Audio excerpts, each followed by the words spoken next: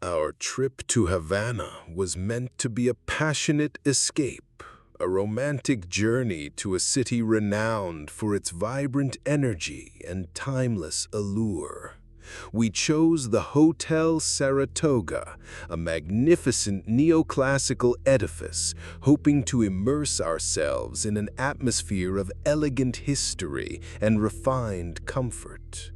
Its opulent facade and prime location in the heart of old Havana promised an experience steeped in luxury, a stark contrast to the everyday realities we left behind. We arrived with high spirits, eager to explore the cobblestone streets and soak in the rich culture, our minds filled with images of classic cars and revolutionary monuments. Carefully stashed within a discreet compartment of my travel bag were several thousand US dollars, our primary means of exchange for souvenirs, exquisite dining, and the myriad experiences that Cuba offered to those with foreign currency. The hotel's grandeur initially seemed to envelop us in a bubble of safety and privilege, a perfect sanctuary from the bustling world outside. We reveled in the intricate details of the lobby, the attentive staff, and the promise of an idyllic Cuban adventure, utterly unprepared for the subtle yet deeply unsettling intrusions that would soon begin to chip away at our peace of mind, transforming our romantic idyll into a chilling psychological ordeal. From the very first day, subtle oddities began to surface, initially dismissed as charming quirks or cultural differences. Room service, though prompt, would occasionally enter without a knock, startling us with their silent efficiency, a minor breach of privacy we attributed to an overly zealous eagerness to please. We'd find a water glass subtly moved, a towel draped slightly differently, or a book left open to a page we hadn't reached. Each instance, isolated and minor, was easily rationalized as an overzealous cleaner or a simple lapse in memory. We laughed it off, chalking it up to the unique Cuban way, part of the adventurous spirit of travel. My substantial wad of dollars remained meticulously organized within a zippered pouch carefully concealed beneath a false bottom in my suitcase, a spot I deemed impregnable. The old hotel, with its high ceilings and echoing corridors, seemed to hum with a life of its own, a cacophony of distant voices and creaking floorboards that added to the antique ambiance. The sun streamed through our large windows, illuminating dust motes dancing in the air, creating a seemingly innocent backdrop for the gradual, insidious unraveling of our sense of security as unseen forces subtly began to make their presence known within our private quarters, hinting at a pervasive violation yet to be fully comprehended. The first true tremor of dread hit us after a vibrant afternoon spent exploring the Plaza Vieja. We returned to our room anticipating a quiet evening, only to be met with an undeniable sense of violation. The "Do Not Disturb" sign, which we had meticulously hung on the doorknob, lay discarded on the carpet inside the room. The door, though still locked, felt different, as if it had been tampered with, a faint metallic scent lingering in the air around the lock mechanism. Nothing appeared to be overtly missing at first glance. No drawers were pulled open, no obvious valuables gone. Yet the air was thick with a palpable sense of intrusion, a chilling feeling that someone had been in our most private space, not to steal, but to simply be there.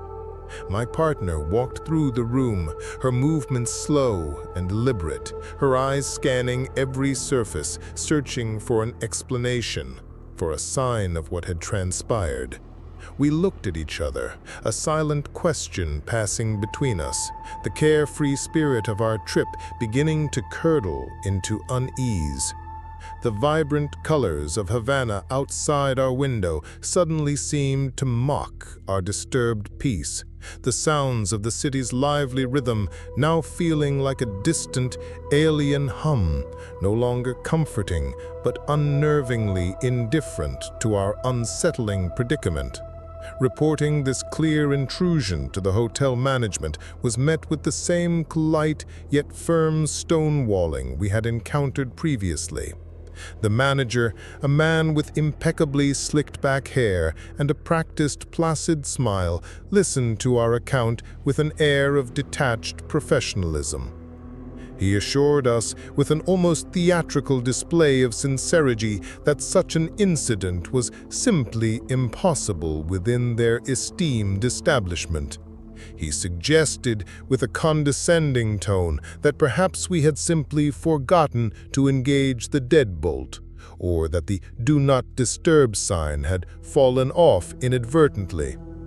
His explanations, though outwardly courteous, were a blatant denial of our experience, designed to deflect responsibility and maintain the illusion of impeccable service.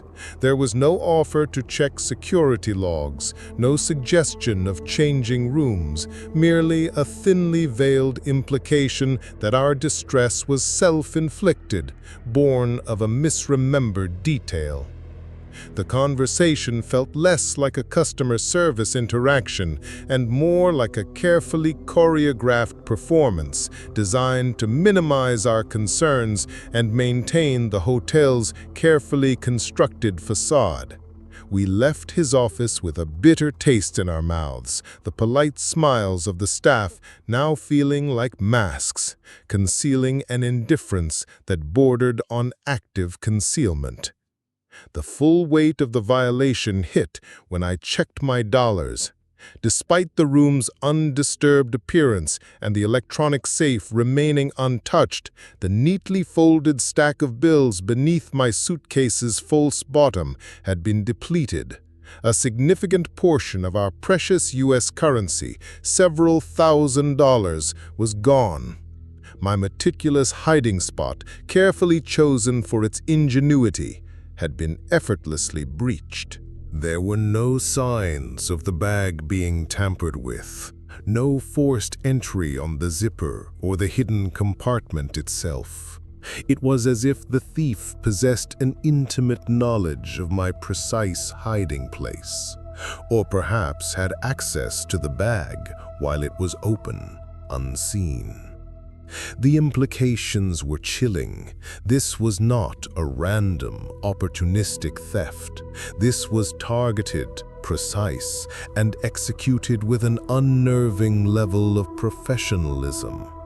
The disappearing money underscored the earlier subtle intrusions, transforming them from minor annoyances into deliberate acts of surveillance and larceny. The feeling of being completely exposed, our most private financial details laid bare for an unknown observer, sent a cold shiver down my spine. The money wasn't just taken. It was a clear message, a chilling demonstration of an unseen power's reach and the utter futility of our attempts to maintain any semblance of privacy or security within these walls. The lingering sense of violation transformed into a desperate need for confirmation. We decided to set a trap. I carefully positioned a single strand of my partner's long, dark hair just above the latch, so thin as to be almost invisible. We also meticulously arranged a few small, easily disturbed items. A loose coin on the desk, a specific book turned face down on the nightstand, a remote control placed at a precise angle, creating an improvised perimeter. The goal was simple. Any subtle shift, any disturbance of these markers would confirm another intrusion, proving our sanity and exposing the invisible hand at work. The hours we spent outside the room, touring the city, were agonizing, every moment punctuated by the dread of what we might find upon our return. The beauty of Havana seemed to fade, replaced by the gnawing anxiety of our violated sanctuary. We constantly checked our watches, impatient for the moment we could return and confront the truth. The playful energy of the streets, the cheerful chatter of locals, all seemed to mock our growing paranoia, our desperate attempts to regain a semblance of control in a situation that was rapidly spiraling into a chilling confirmation of our deepest fears. The setting of the trap felt like a small act of defiance against an invisible, powerful adversary. The trap was sprung. Returning to the room, we immediately saw it. The delicate strand of hair, once perfectly stretched across the doorframe, was now broken. One half clinging to the wood, the other resting on the carpet.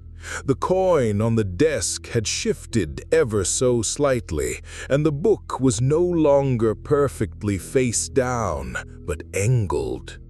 There was no clear sign of a break-in, no forced lock, no pry marks, just the subtle, undeniable evidence of an unseen presence.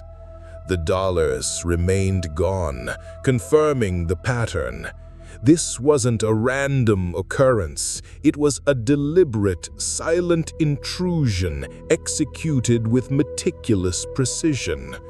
It became terrifyingly clear that whoever was doing this possessed a master key, or perhaps an intimate knowledge of the hotel's security system, allowing seamless, untraceable access. The very air in the room felt heavy, charged with the lingering presence of the intruder. It was then, as my partner frantically scanned the room for further clues, that a glint caught her eye. High on the wall, near the ceiling, almost imperceptible against the patterned wallpaper, was a tiny, almost invisible lens. It was embedded in what looked like a small decorative vent, perfectly flush, watching us. The true horror washed over us. We had been under constant, unblinking surveillance since our arrival. Our every private moment, every interaction, meticulously recorded by an unseen eye.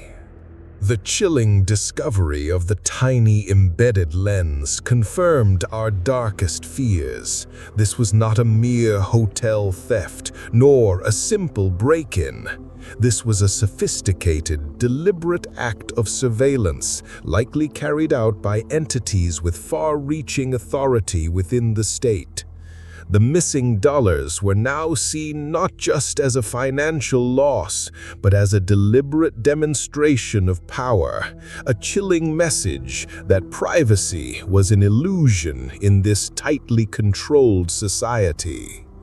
The precision of the theft, the undisturbed nature of our hidden belongings, and the effortless circumvention of our rudimentary security measures all pointed to an unseen hand with deep knowledge of our activities and an unrestricted access to our personal space. We realized that our initial belief in a master key was too simplistic. This was something far more insidious, a system of omnipresent observation that extended beyond the physical confines of the room, suggesting a meticulous profiling of every guest. The horror wasn't just the invasion of privacy. It was the realization that we were merely subjects in an unspoken experiment, our every move catalogued and analyzed for purposes unknown. The silence of the room, once comforting, now felt heavy with the weight of unseen eyes, creating an unbearable sense of exposure. The final days of our supposed romantic getaway were consumed by a gnawing dread. Every sound in the hallway, every fleeting shadow sent a jolt of anxiety through us. We felt utterly helpless, trapped within the luxurious confines of a hotel that had transformed into a gilded cage. Attempts to further confront the staff were met with the same polite, impenetrable wall of denial, their eyes betraying nothing but practiced indifference. We knew that seeking official help from local authorities would likely be futile, potentially even dangerous, given the pervasive nature of the surveillance we had uncovered. The weight of the communist state, its omnipresent eye, pressed down on us, reminding us of our vulnerability as foreigners in a system where individual rights often took a back seat to collective control. We resorted to whispering, even in our own room, our conversations reduced to hushed tones, our gestures subdued, constantly aware of the tiny, unblinking eye in the wall. The beauty of Havana, once so captivating, now felt tainted, a mere backdrop for our chilling psychological ordeal. We longed for the anonymity and freedom of our own country, counting down the hours until our flight, desperate to escape the suffocating embrace of the Saratoga's unseen guests. Our departure from Cuba was less a farewell to a beautiful island and more a frantic escape from a living nightmare. The memory of the elegant Hotel Saratoga, once a symbol of luxury, is now tainted by the chilling realization that it was also a place of systematic intrusion and unnerving surveillance. We left behind not just the missing dollars, but a piece of our peace of mind, forever scarred by the knowledge that even in the most private of spaces, unseen eyes can watch, analyze, and exploit. The experience fundamentally altered our perception of privacy, instilling a permanent sense of unease in seemingly innocuous environments. Every hotel room, every unfamiliar corner now carries an unsettling echo of that tiny lens, a constant reminder of the unseen guests who silently observed our every move. The vibrant energy of Havana, once so alluring, is now synonymous with a profound sense of violation, a place where the lines between hospitality and pervasive control blurred into a terrifying reality. We carried the weight of that unseen gaze, a chilling reminder that in some corners of the world, even in places of breathtaking beauty, true freedom and anonymity are fleeting illusions, easily shattered by the omnipresent, unblinking eye of a meticulously organized and deeply unsettling system.